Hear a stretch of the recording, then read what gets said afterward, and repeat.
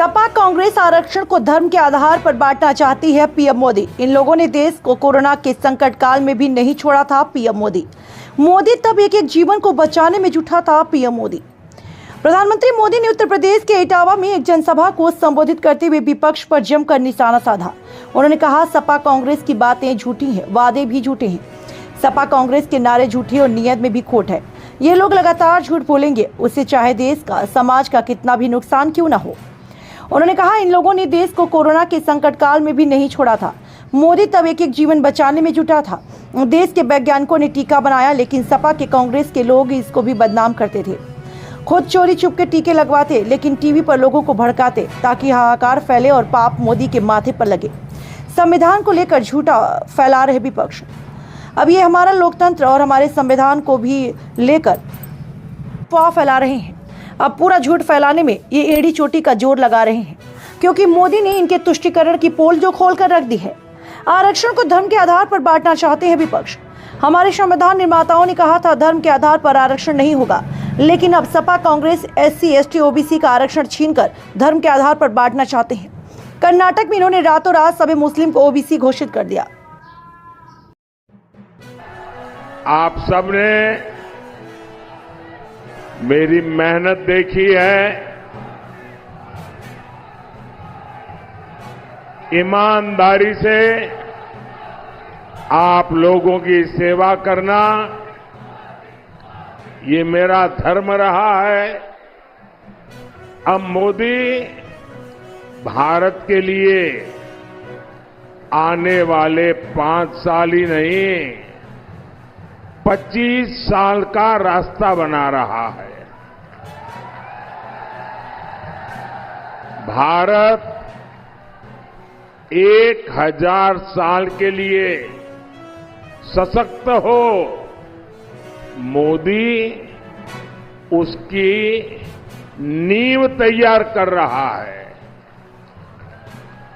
और मोदी ये सब क्यों कर रहा है? क्योंकि मोदी रहे या न रहे, देश हमेशा रहेगा।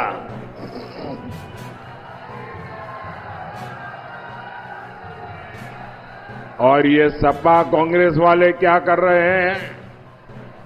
ये चुनाव लड़ रहे हैं अपने भविष्य के लिए, अपने बच्चों के भविष्य के लिए। और मोदी किसके लिए खप रहा है? मैंने तो आगे पीछे कुछ रखा ही नहीं है। योगी जी भी वैसे और मोदी जी भी ऐसे।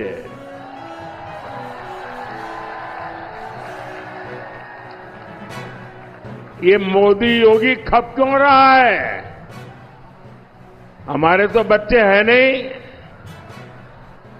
हम खप रहे हैं आपके बच्चों के लिए। हम खप रहे हैं आपके बच्चों का भविष्य बनाने के लिए। ये विकसित भारत का संकल्प क्या है? ये विकसित, ये सिर्फ 4 शब्द वाला मामला नहीं है। इसमें 4 शब्द और जुड़े हैं। आपके बच्चों का सुखी संसार, आपके बच्चों की आय, उनका रोजगार, यही तो विरासत है जो मोदी आपके बच्चों के नाम लिखना चाहता है। और साथियों, इन परिवारवादियों की विरासत क्या है?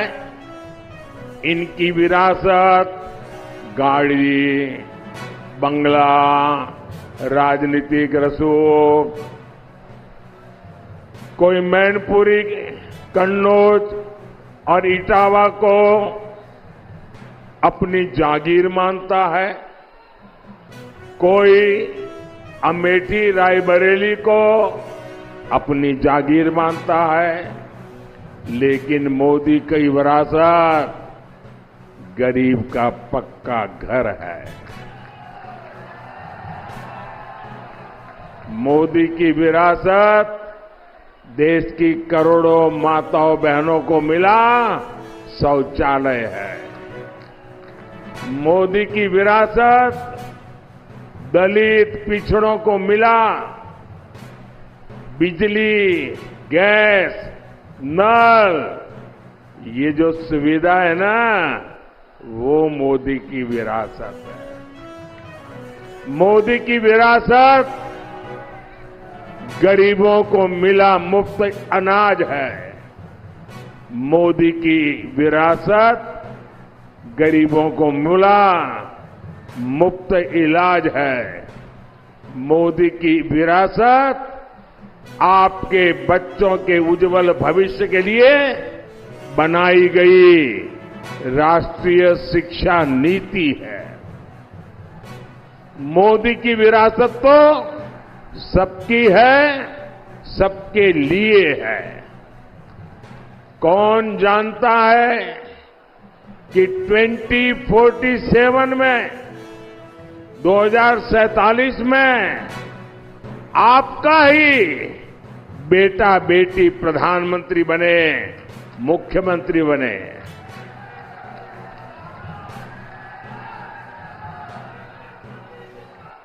शाही परिवार का वारिस ही पीएम सीएम बनेगा।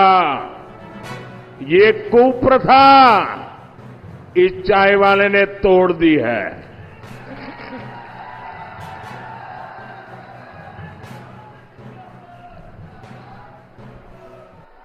हमारे यहां कभी राजा राम मोहन राय का नाम आता है कि भाई उन्होंने फलानी कुप्रथा तोड़ दी। वैसे कभी आएगा कि देश में एक प्रधानमंत्री होते थे, चाय वाले थे, और उसने एक ऐसी कुप्रथा को तोड़ दिया कि गरीब का बेटा भी मुख्यमंत्री बन सकता है, गरीब का बेटा भी प्रधानमंत्री बन सकता है। भाइयों और बहनों, सपा कांग्रेस की बातें झूठी, वादे भी झूठे हैं। सपा कांग्रेस के नारे झूठे और नियत में भी खोट। ये लोग लगातार झूठ बोलेंगे, चाहे इसमें देश का, समाज का कितना ही नुकसान क्यों न हो। इन लोगों ने देश को कोरोना के संकट काल में भी नहीं छोड़ा था। मोदी तब एक एक जीवन बचाने में जुटा था। देश के वैज्ञानिकों ने टीका बनाया, लेकिन सपा कांग्रेस के लोग उसको भी बदनाम करते थे। खुद चोरी छिपे टीके लगवाते थे और टीवी पर, सोशल मीडिया पर जनता को भड़काते थे ताकि हाहाकार फैले और पाप मोदी के माथे पर लगे। साथियों, अब ये हमारा लोकतंत्र, हमारे संविधान को लेकर झूठ फैलाने में एड़ी चोटी का जोर लगा रहे हैं। क्यों? क्योंकि मोदी ने इनके वोट बैंक को, उनकी तुष्टीकरण की पोल खोल दी है। साथियों, आपको पता होना चाहिए, 75 साल पहले जब देश का संविधान बना, उस समय देश के विद्वान लोग संविधान बना रहे थे, तो हमारे संविधान निर्माताओं ने कहा था कि धर्म के आधार पर आरक्षण नहीं होगा।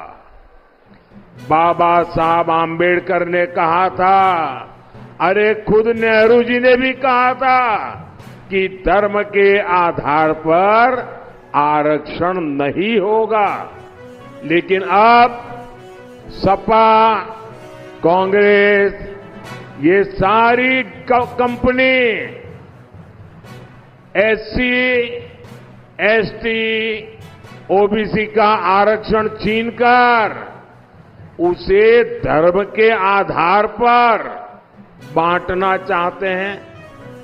कर्नाटका में रातों रात इन्होंने मुस्लिम जातियों को ओबीसी घोषित कर दिया।